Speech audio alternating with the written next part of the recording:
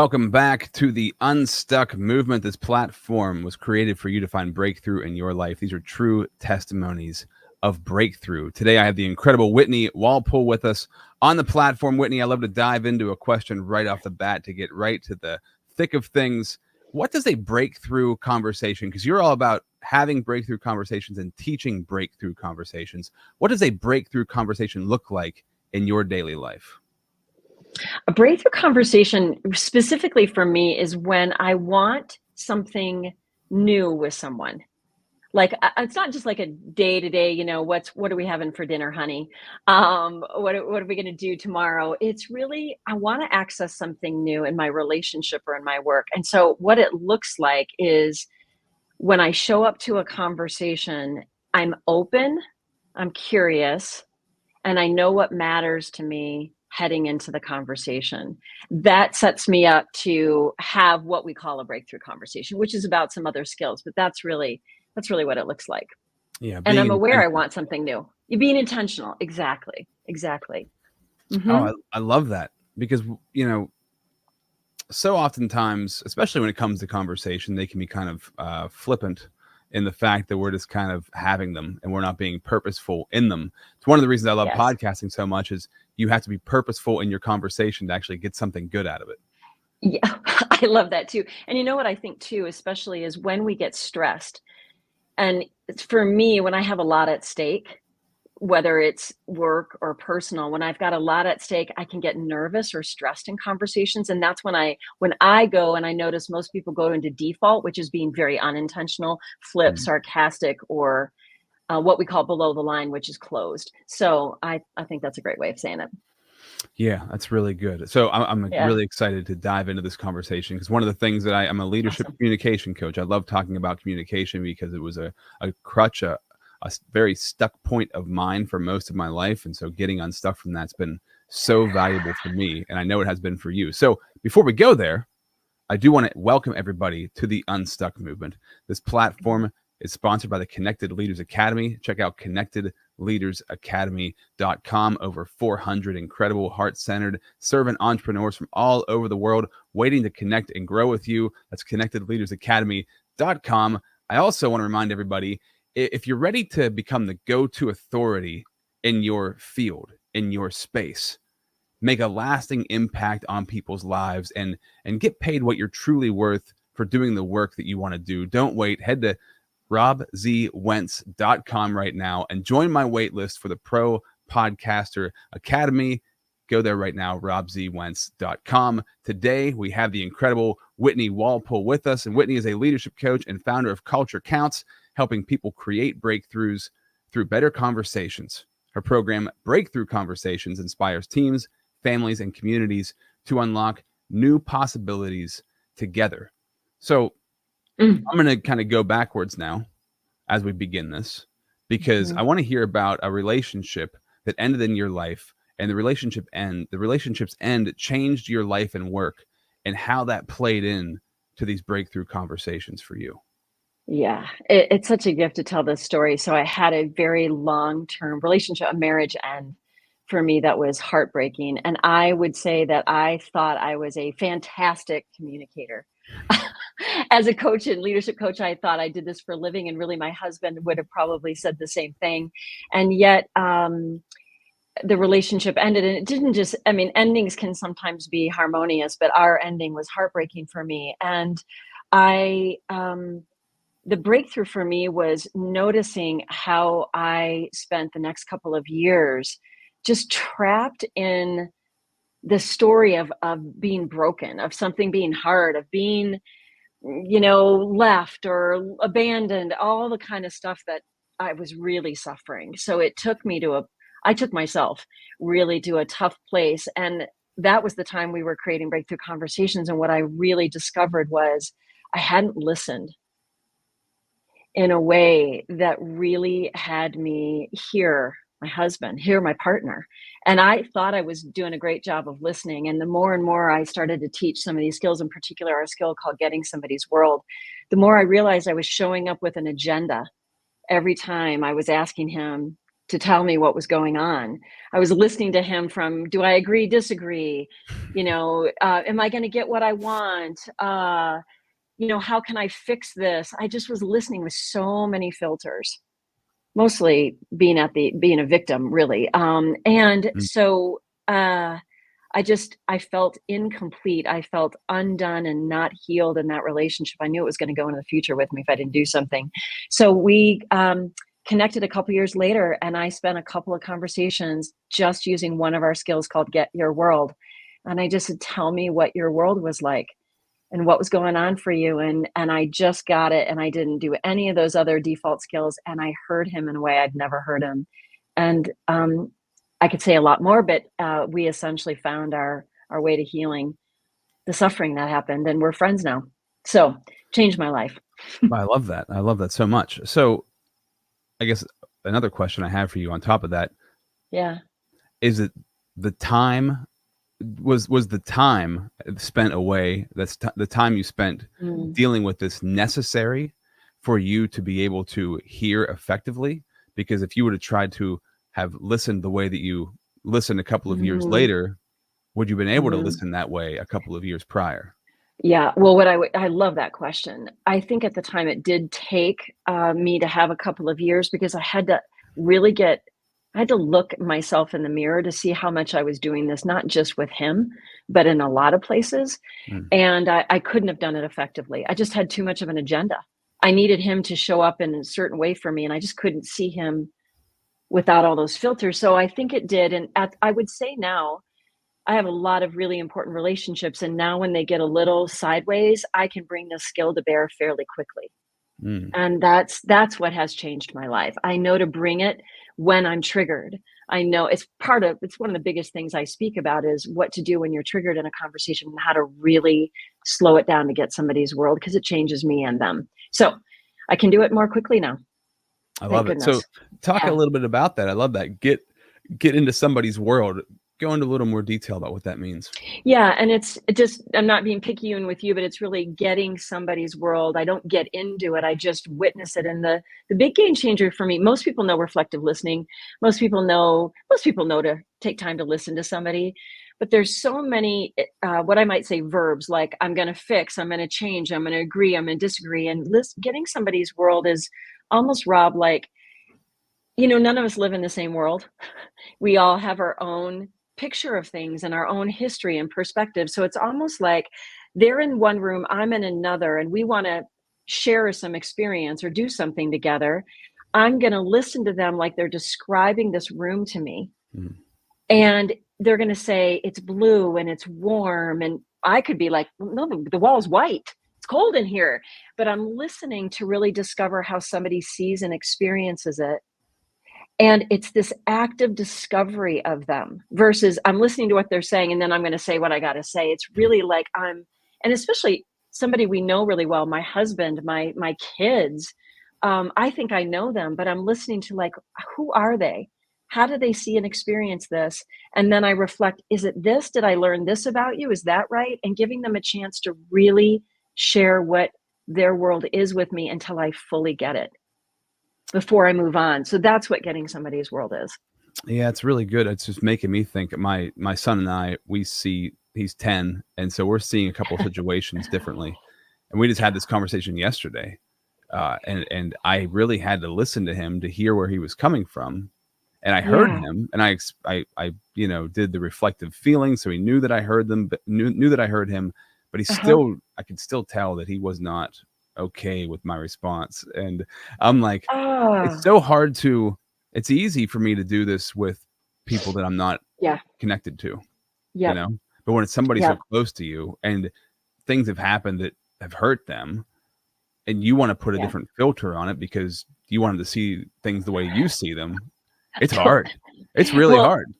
can I lean in with you on that just a little bit? Because it's a Yeah. great opportunity. It's like this is the difference between where I was and what changed for me is I started to see, especially as a coach, you might find this too, that I was listening, waiting for them to be done so that I could coach them or share another perspective or get them to feel better.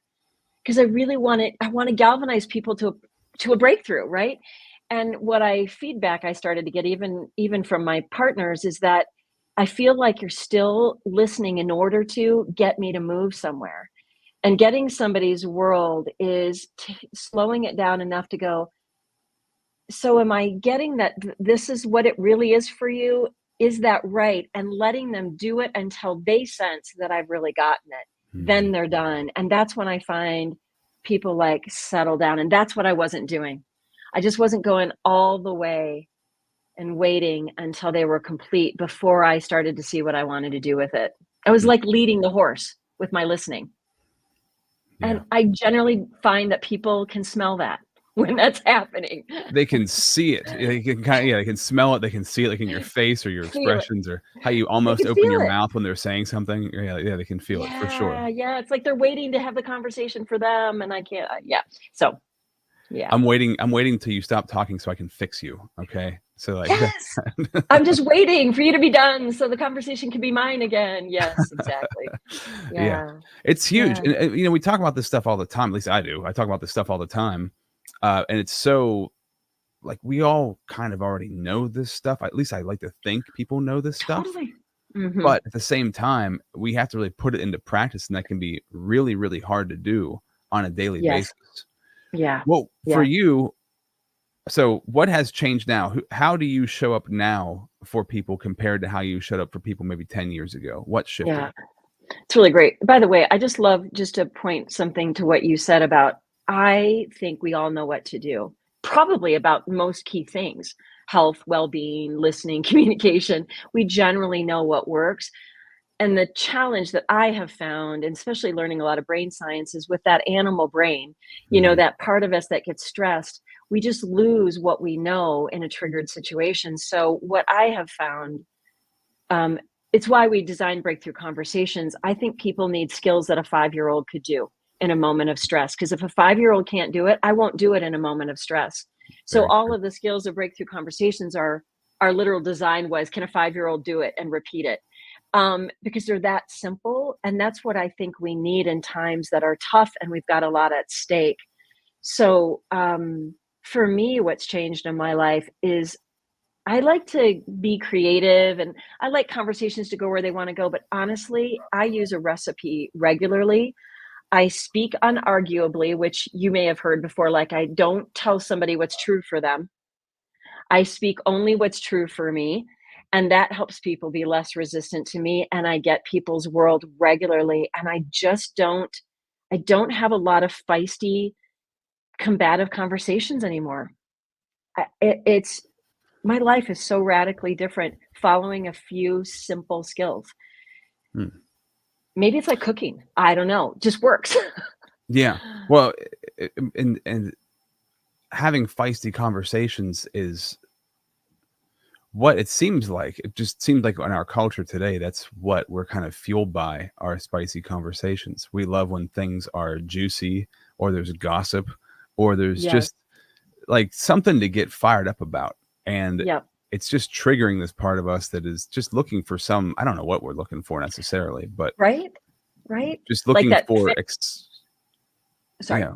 What is it? What do you think from having all these conversations with people, from teaching people this? What are people generally looking for in a conversation that brings up all of this feistiness? Well, by the way, I just noticed I was doing with you what my default listening was. You were saying something. I was like, "Oh, I want to say something," and I interrupted you, which might have been fine for you. But I was like, "Oh," what I love is the playfulness to just watch it now, which is what I didn't have before. Like, "Oh, I just did that thing." Well, by the way, what I think I hear you saying is, it seems like in our culture we're like almost. You didn't use these words, but almost habitualized or fixated on having conversations that have tension and gossip and drama. Was that Yeah, right? yeah. Yeah, and it does seem that way, and I wonder almost, Rob, if it's like it really is like a habit, and because the media, it seems, has also got so much of that going on, it's almost like an adrenaline fix. Mm, And what I my take on it, my story is that it's so much more fun to talk about possibilities than problems. But I certainly wasn't trained in elementary school about that or in high school. I wasn't trained this is part of a breakthrough conversation, by the way, is the difference between problem talk and possibility talk. And I just don't know that we've had enough exposure to talking about possibilities to see that it can almost taste better. It feels as like yummy and as adrenaline, but it's way better. And so I just don't know that there's a lot of possibility talk out there. I think it's one of the things I've watched some of your podcasts, and I think you're a possibility guy, which is interesting. It's enrolling, you know? It's thank you. It's uplifting. It feels good. It's uplifting. I look at it like, it just in the obsession with murder shows. And so so this is why and this is coming from my one sister. I asked her this question, and I asked my wife this question, actually. Why do you love watching the shows about women getting murdered by their husbands? Like, what is the obsession? Right.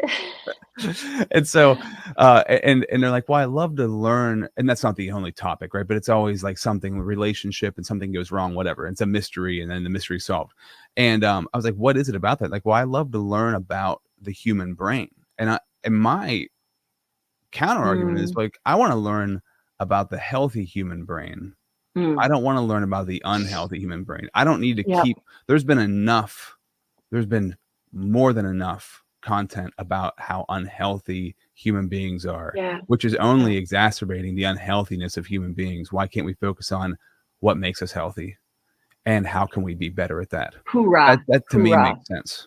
Yes. Well, the old adage of you get more of what you put your attention on. Yeah. What you put your attention on grows. I love what I hear you saying is, if I'm going to give life to something, I want to give life and put more attention on healthy things because I want more of it. And by gosh, it certainly seems like the rest of us could use that. Absolutely. It seems. Is that right? Yeah. I love how you're doing this too, because even in your conversation right now, you're telling me what you're hearing me. You're telling me what you are hearing that I'm saying. And that is pivotal. And like you said, if you don't want to trigger somebody, then you need to say, in my opinion, from my experience, this is what I feel. And then I'm not putting anything on you. I'm just telling you what I'm experiencing in that moment. And that's a game changer.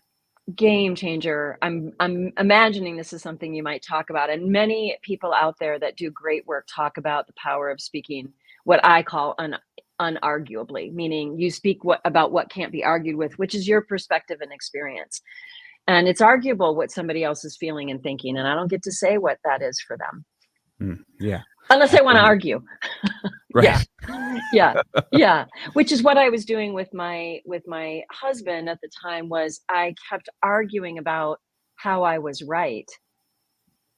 And it just didn't give me what I really wanted. It got me being right in a moment, but what I really wanted was connection and partnership, and being right wasn't going to give me that. So I had to learn a lot about what you just pointed to.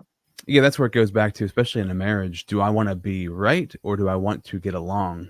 Do I want to be together on the same page? Because getting right is not going to usually get you there, because you're going to have to force your way into being right. And what does that make the other person? That makes them wrong. Exactly. If I'm right, they're going to have to defend themselves, because I haven't met a human being that says they like to be wrong, except for I do love to be wrong about my stories. Like when people are not who I think they are, I'd love to be wrong about that. When I'm pleasantly surprised, that I like to be wrong about. Very true. So, okay, we're going to jump in for 1 minute. We're going to jump into the sponsor of the show.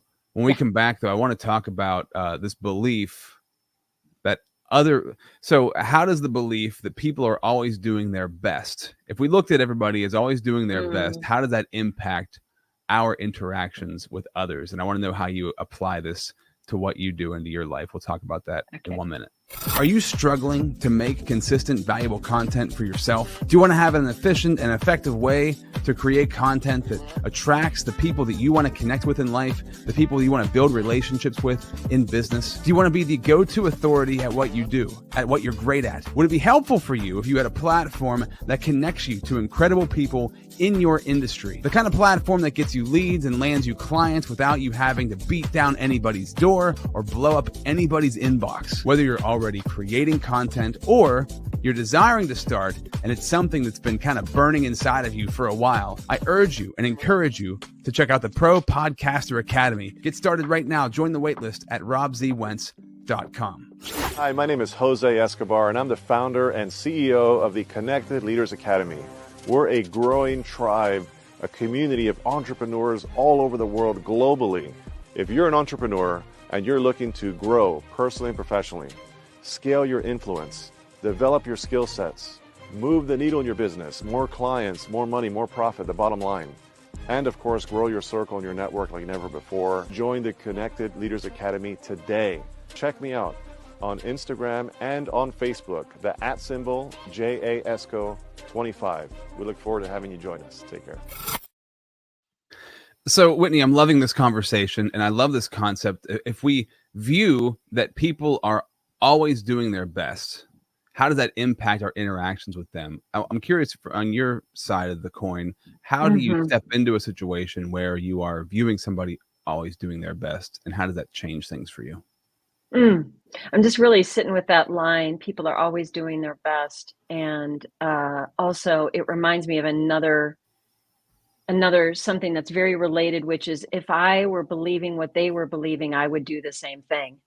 You know, like if I were in their shoes, I would likely do the same thing with the thoughts they're having. So that idea of, I think your question, Rob, just let me make sure I'm getting it. How does this influence my life? Is that what you? How does that impact your interactions? So if you show up with people knowing they're just doing their best, knowing that this is the framework that they're working with, how does that change your interactions with them?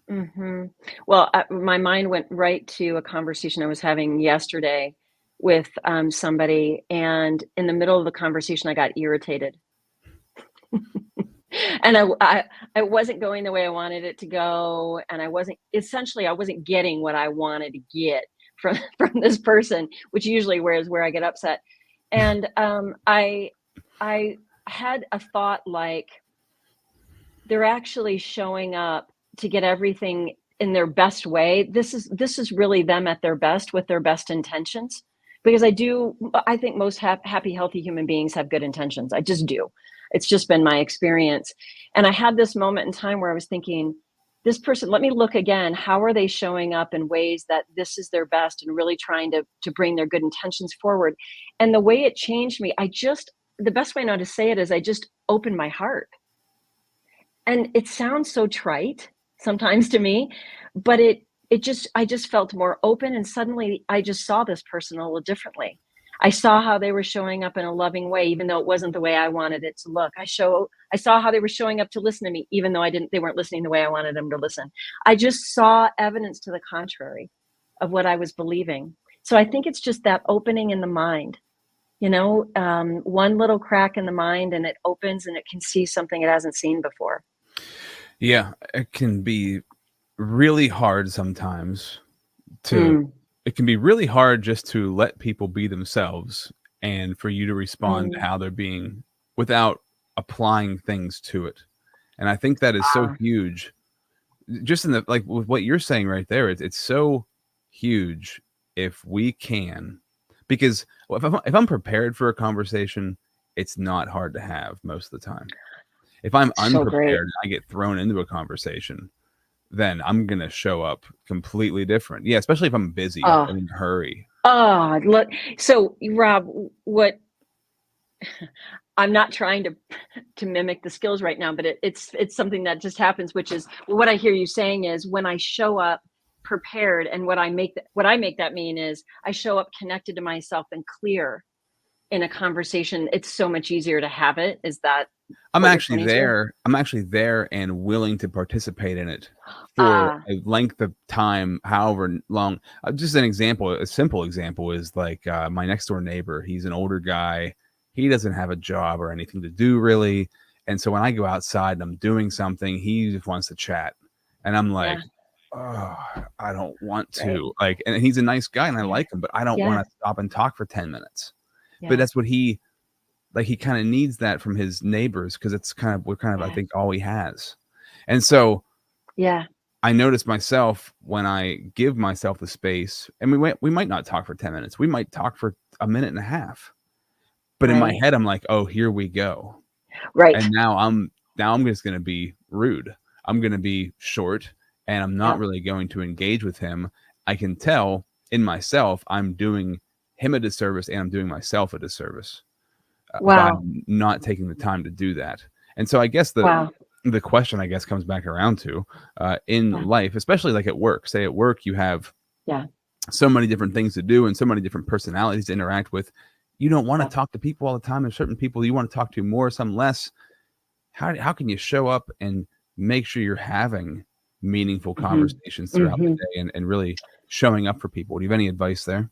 Yes, I do. And this is one I give to myself. I use on myself probably at least 5 to 10 times a day. For me, the most quick way to sort myself out, we call it sorting, is to ask myself what really matters to me in this conversation.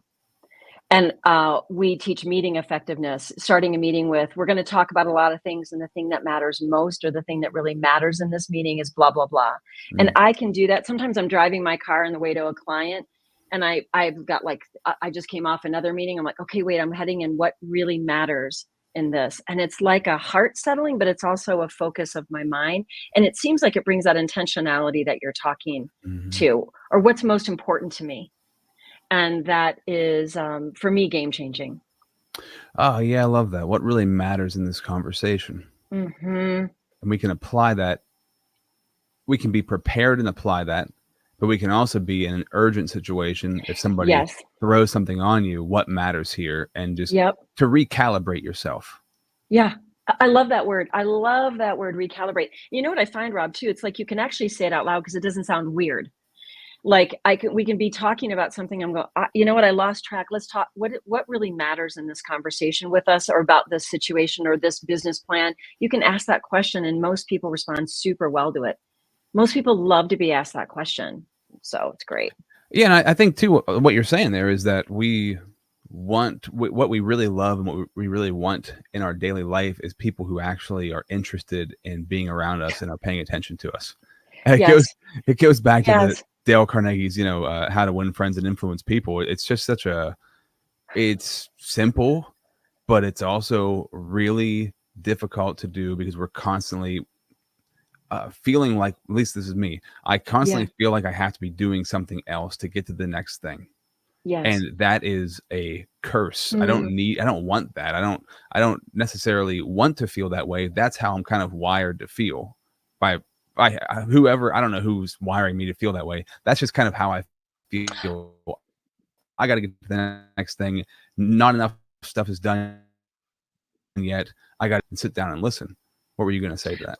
Well, what I really hear you pointing to is what I might call presence. Like if you're on to the next thing, you can't just be here where you are. And is that right? Yeah. Like, and it just feels it just does it almost hurt. It just hurts when I'm not present, and it hurts in any kinds of ways. So I love this idea of, Dale Carnegie. How do you make people know that you care about them, or just ask them what matters to them about something? Especially, I got to tell you now, with a lot of political conversations going on, I can hear almost anybody, if I'm asking them a question, tell me, given you think that, what matters to you about that?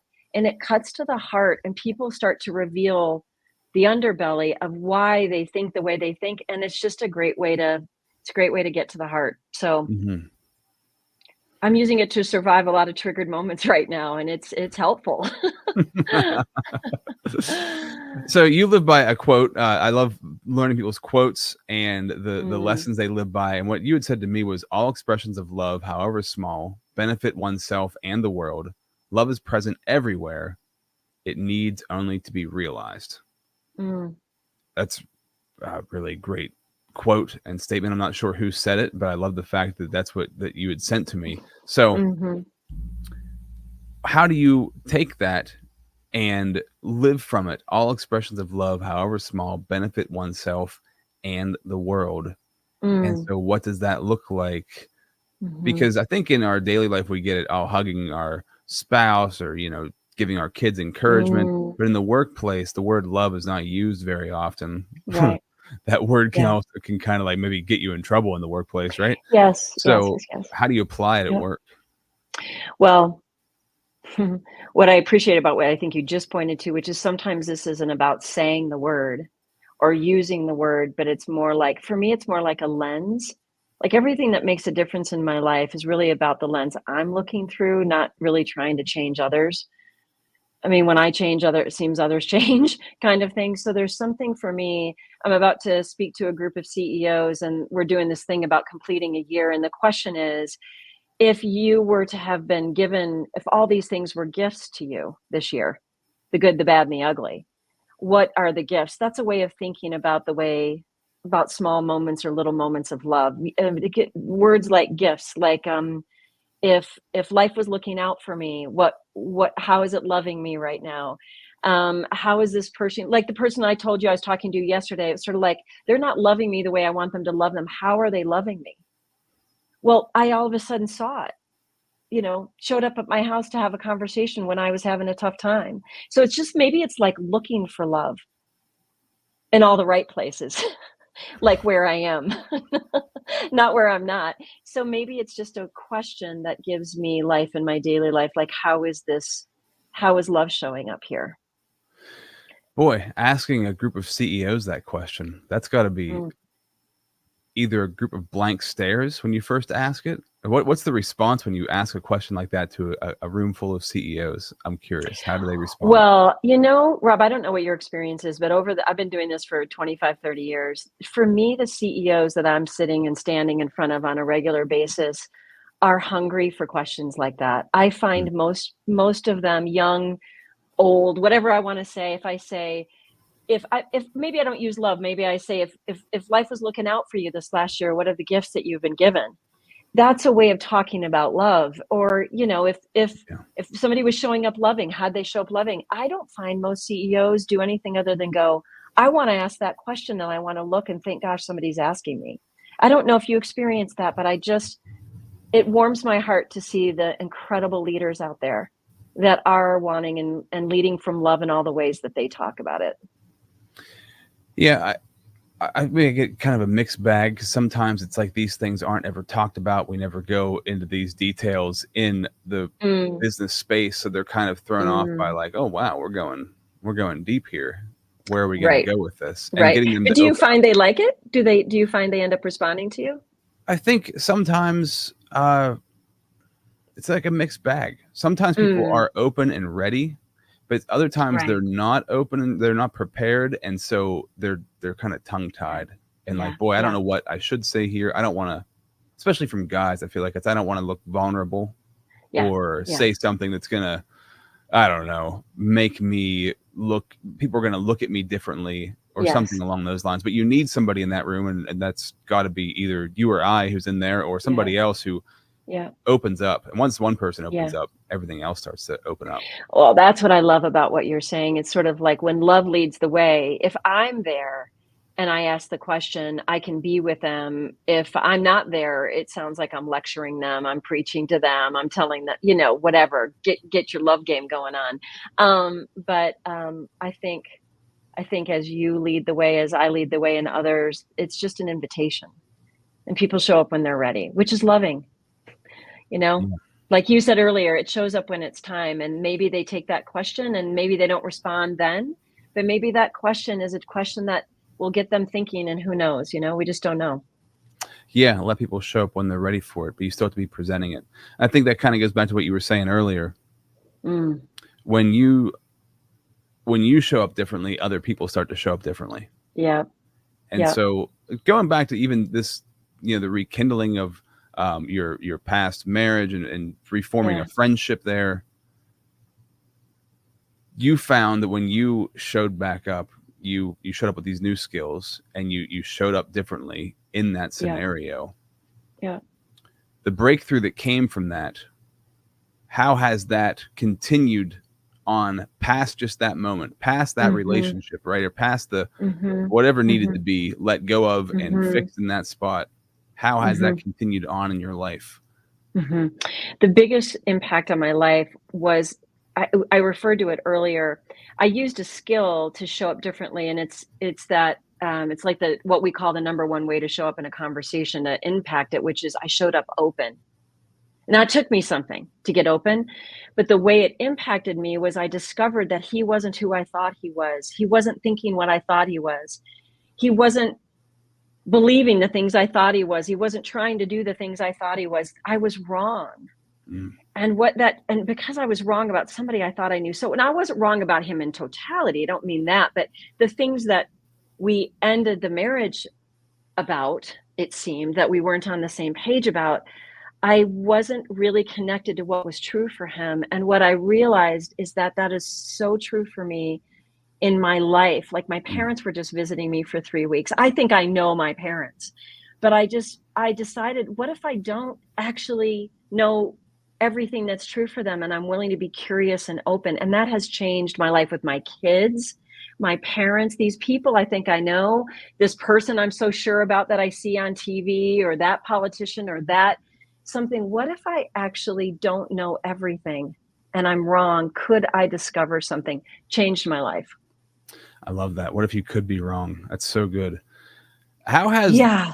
it's coming towards the end of this, the Breakthrough Yeah. Conversations program and its evolution, what has surprised you the most about the impact that it's had on the people that you've brought it to?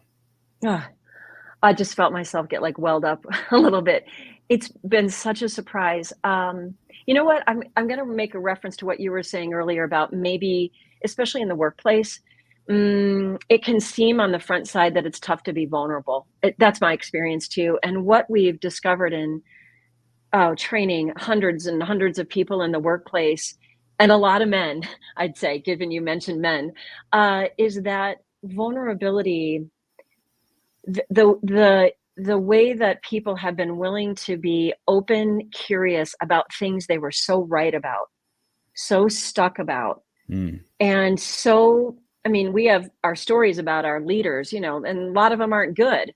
And to watch these leaders and their people get curious about something they've been fighting about for so long, just by practicing one skill, like facts and stories, or what it is to get somebody's world. And somebody will say, I have been at odds with that other department leader for freaking 3 years, and I got their world, and they're not who I thought they were. Hmm. To watch that happen in like 20 minutes in a training, or 25, it's just stunning.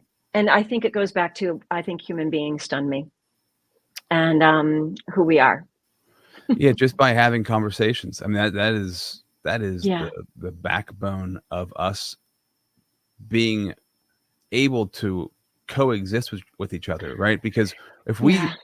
I always felt for myself, if there's somebody that I don't like, but I had to be stuck in the room with them for like 3 hours and talk to them, we'd come out of there finding a common ground. We'd come out of there finding a bond somewhere, and something great would come You're out of so that. right.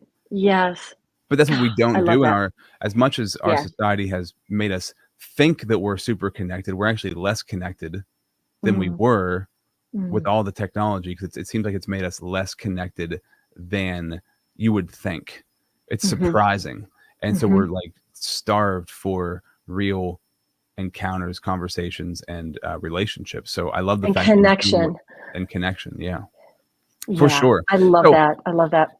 if you want to find out more about what you're doing, they can go to conversationscount.com. So the number one way to influence a conversation, they can find that at conversationscount.com. Anything else you want to say about the site and how you can direct people?